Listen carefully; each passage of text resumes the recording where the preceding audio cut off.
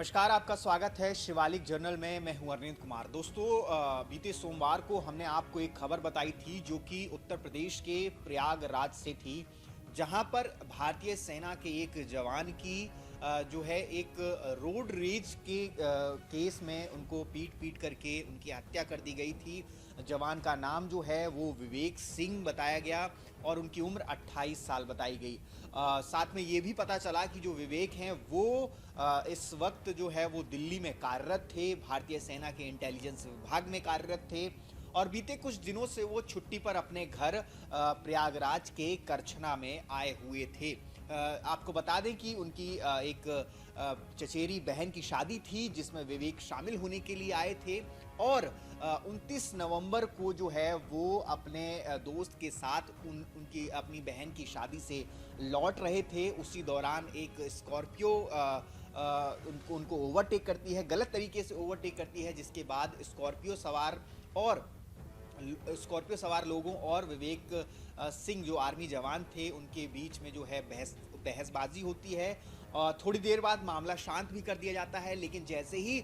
विवेक जो हैं वो अपनी गाड़ी में बैठने जाते हैं तभी स्कॉर्पियो सवार लोगों में से जो स्कॉर्पियो सवार जो लोग थे उनमें से एक ने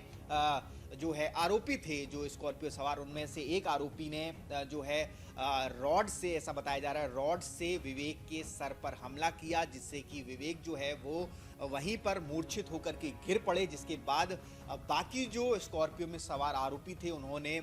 बेरहमी से विवेक सिंह को पीटा और अधमरा करके छोड़ दिया। इसके बाद जब विवेक के घर पर इस बात की सूचना दी गई, उनके दोस्त जो साथ में थे उन्होंने जब इस बात की सूचना दी तो घर वाले विवेक को लेकर के लोकल अस्पताल ले गए प्रयागराज में, जहां से उनकी गंभीर हालत को देखते हुए उन्हें लखनऊ के आर्मी हॉस्पिटल में रेफर कर दिया गया। लेकिन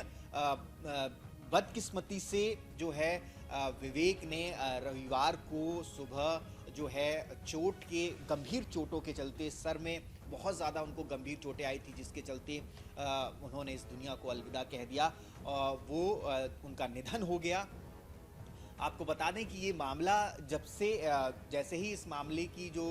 सूचना है वो पुलिस को लगी, पुलिस जो है वो अपनी कार्रवाई में जुट गई, जिसके बाद पुलिस ने कई जगहों पर छापेमारी की, स्कॉर्पियो गाड़ी की पहचान की गई और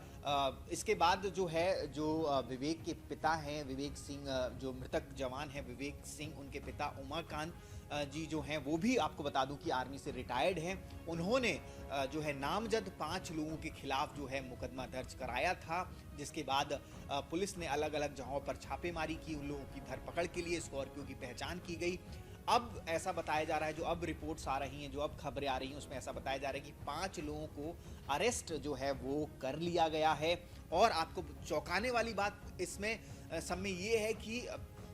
मारने वालों में एक आर्मी जवान भी है। जी हाँ,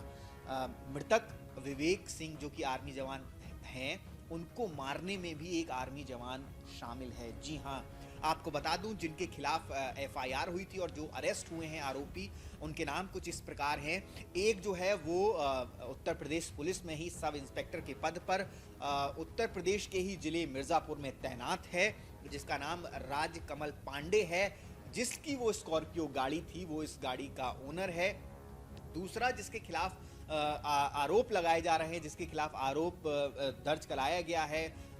विवेक सिंह के पिता के द्वारा, वो है लॉयर जो है वो दिनेश कुमार यादव है। और तीसरा जो है वो आर्मी जवान है। जी हाँ, तीसरा जो है वो आर्मी जवान है रजनीश कुमार ठाकुर, जिसका नाम बताया जा रहा है। अभी नाम जो है वो कंफर्म नहीं है, लेकिन ये आर्मी जवान बताया जा रहा है। आपको बता दें कि इसके बाद जो है वो एक राजू अग्रहरी नाम से शख्स है जिसे हिरासत में लिया गया है, और एक जो है 5वां जो आरोपी है भाई लाल यादव, जिसे हिरासत में लिया गया है। आपको बता दें कि ये वो लोग हैं जो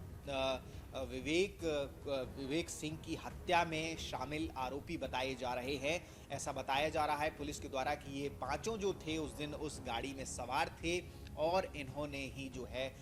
वो विवेक सिंह की हत्या की, बेरहमी से हत्या की है एक आर्मी जवान की। आपको बता दें कि विवेक जो है वो विवेक जो है वो दो भाई हैं, बड़ा भाई जो है वो घर पर रहता है और विवेक जो है वो आर्मी में है। विवेक की हत्या की गई है। विवेक के परिवार में माता पिता, भाई, उनकी पत्नी है जिनकी अभी 3 साल पहले ही शादी हुई है, जिनके अभी 2 साल का एक बेटा है। आपको बता दें कि जब से हत्या की सूचना जो है गांव वालों को पता चली थी, जिसके बाद विवेक का जो पार्थिव शरीर था उसको अंतिम संस्कार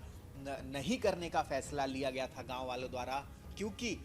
वो चाहते थे कि जब तक विवेक के हत्यारों को पकड़ा नहीं जाएगा तब तक वो उसका अंतिम संस्कार नहीं करेंगे। जिसके बाद अब 5 आरोपियों को जो है वो गिरफ्तार कर लिया गया है। आपको बता दें कि जिस तरीके से एक आर्मी जवान का हाथ इसमें सामने आया है, उसके बाद से ये बेहद ही एक चौंकाने वाला, बेहद ही चिंताजनक जो है वो मामला हो गया है। किस तरीके से